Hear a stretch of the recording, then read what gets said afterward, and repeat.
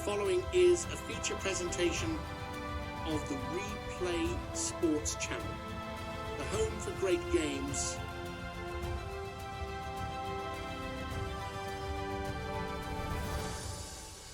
This telecast is copyrighted by the WFL for the private use of our audience. Any other use of this telecast or any pictures, descriptions, or accounts of the game without the WFL's consent is prohibited.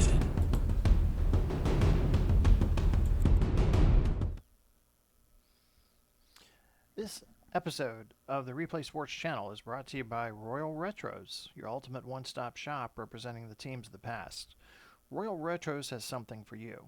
Every product tells a unique story, and you can be sure that you will stand out from the crowd with something different. Head over to Royal Retros today. Use the code REPLAY to get 10% off your order. The link will be provided in the show's description.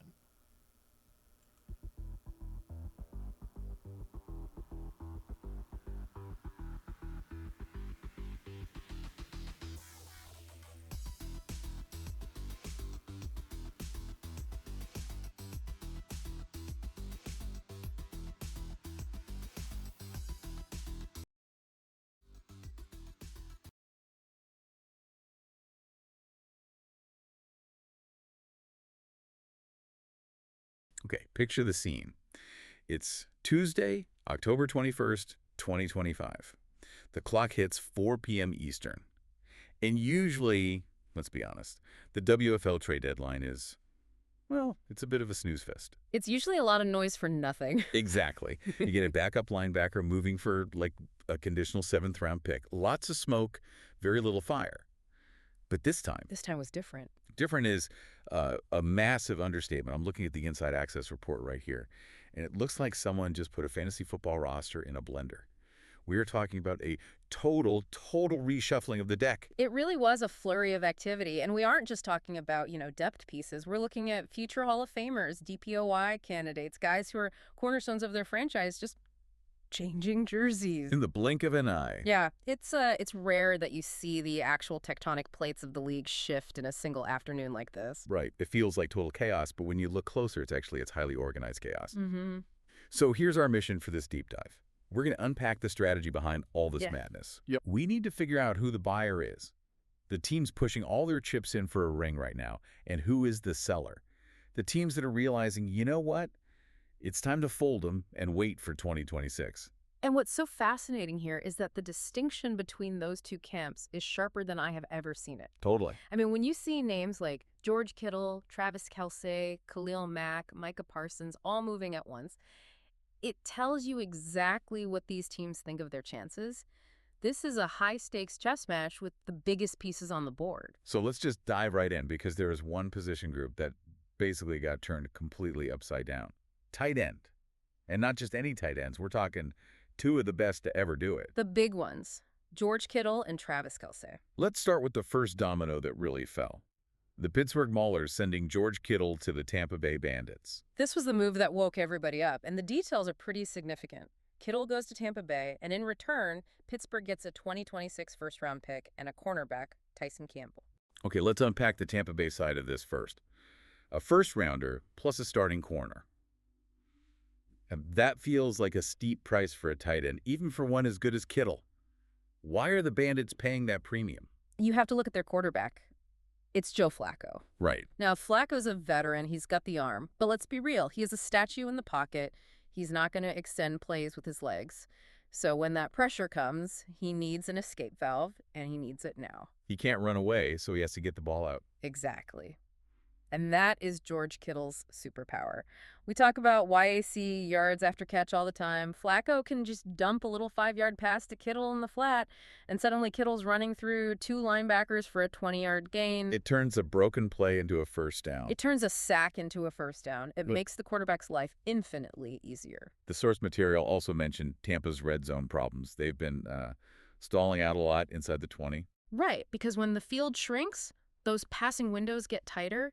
You need a guy who can just use his body, like a basketball player, to box out a defender. Kittle is elite at that. Tampa looked at their roster and said, we can't finish drives.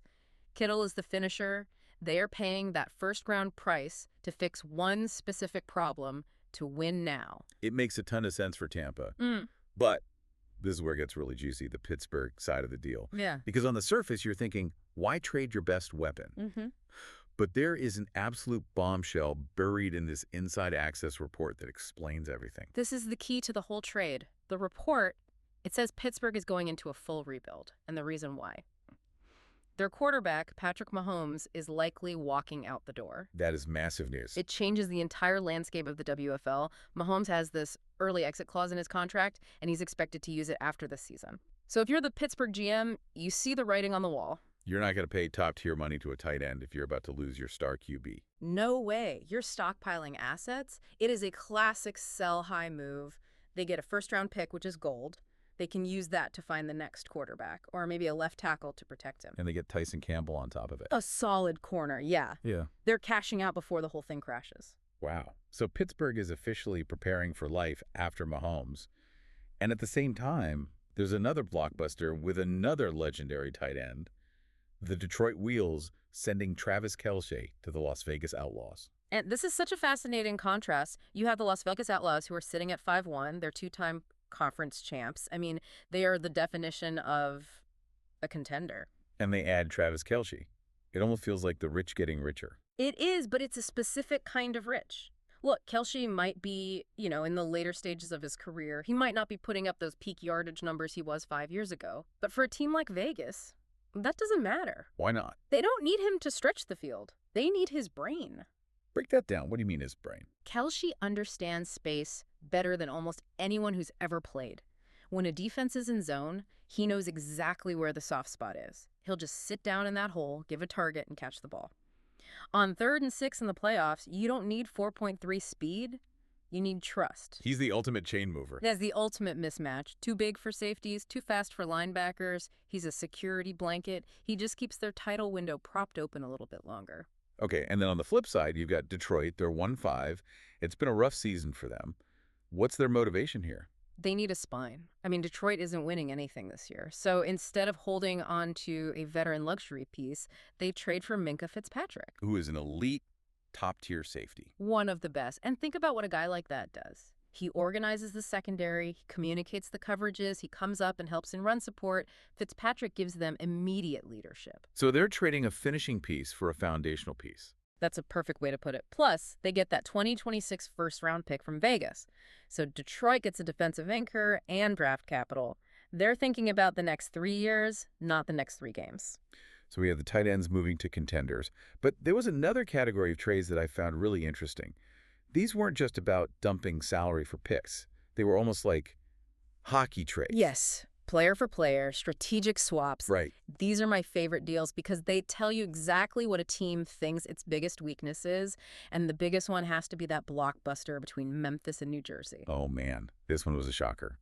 The Memphis Express trade their superstar wide receiver, A.J. Brown, to the New Jersey Hitmen for an offensive lineman, Tyler Smith. And on paper, people might see Memphis at 1-5 and just ask, why on earth would you trade A.J. Brown? He's a true alpha receiver. But you have to look at the context. Did you watch that Memphis game against Tampa Bay last Monday night? It was. Yeah. Hard to watch.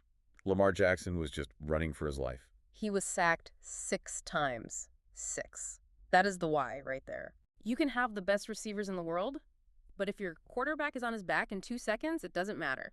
Memphis is finally realizing to build around Lamar, they have to protect him first. So they're trading the flashy player for the gritty one. 100%.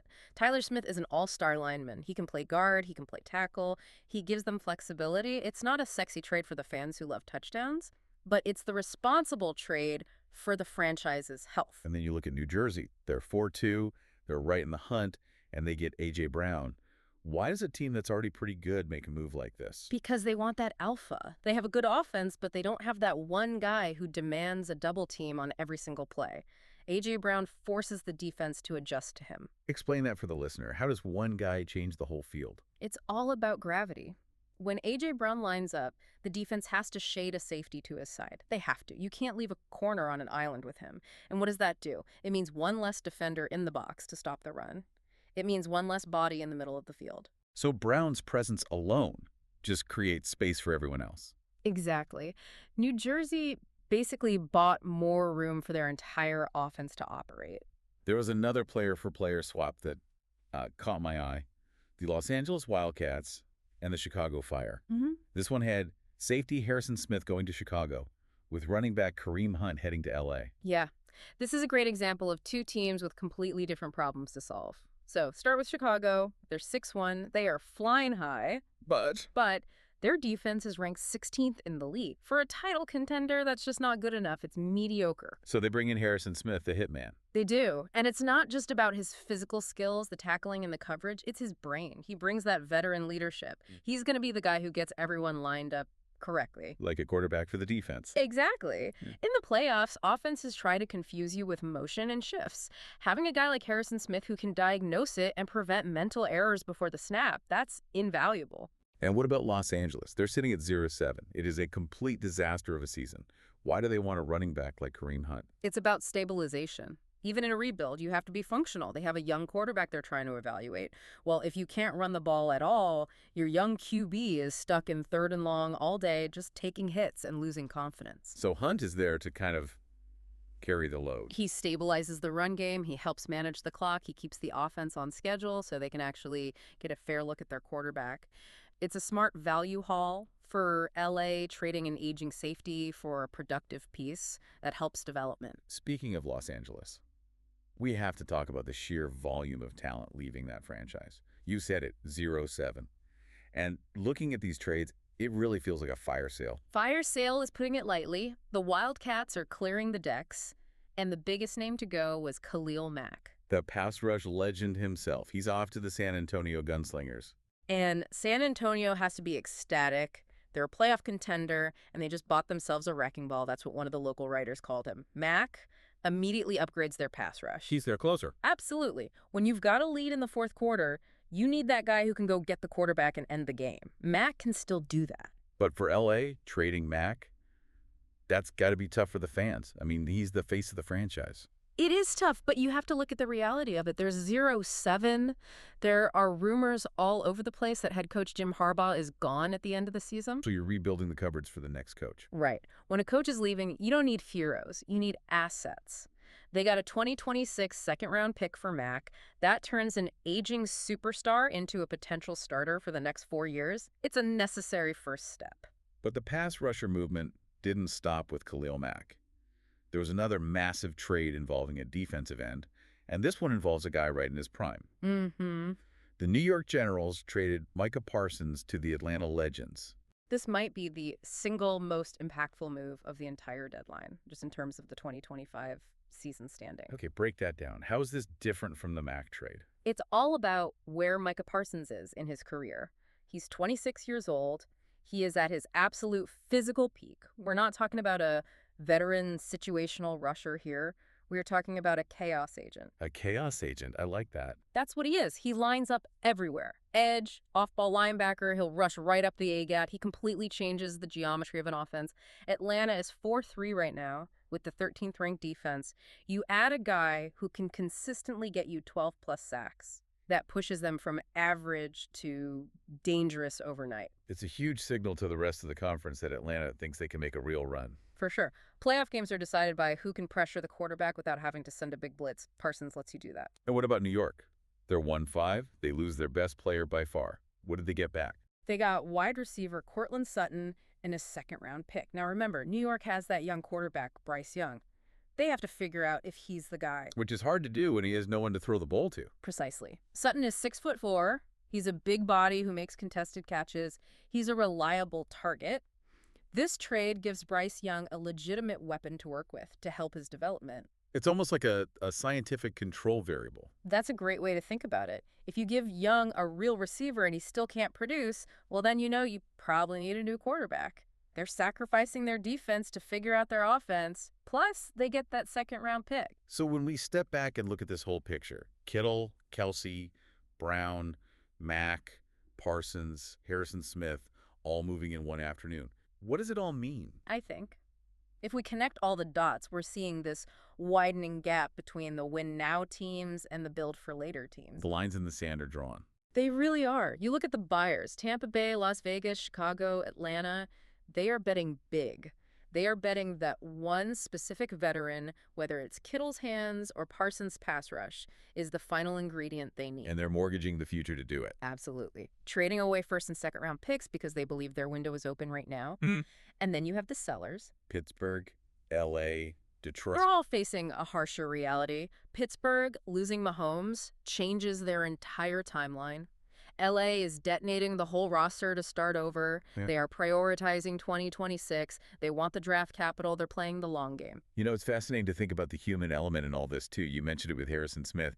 These guys have to fly to a new city, learn a new playbook, learn new teammates' names, and perform at an all-star level immediately. That's the hidden pressure, isn't it? Take Micah Parsons. He's got to fly to Atlanta tonight. He has to learn a completely new defensive scheme in 4 days, a new language, basically. Blitz A in New York might be called Firestorm in Atlanta. And if he messes up that one call, it's a touchdown. Exactly. Or Harrison Smith having to fix Chicago's secondary communication mid-season. It's a huge ask. These trades look great on paper, like a video game transaction, but building that on-field chemistry, that's the variable we just can't predict. It really is a gamble. I mean, you look at a team like Tampa giving up that first-round pick. If they win the championship, nobody cares. It was worth it. But if they lose in the first round of the playoffs, then it's a disaster, and that's the risk, right? That is the final thought for you, the listener, to mull over.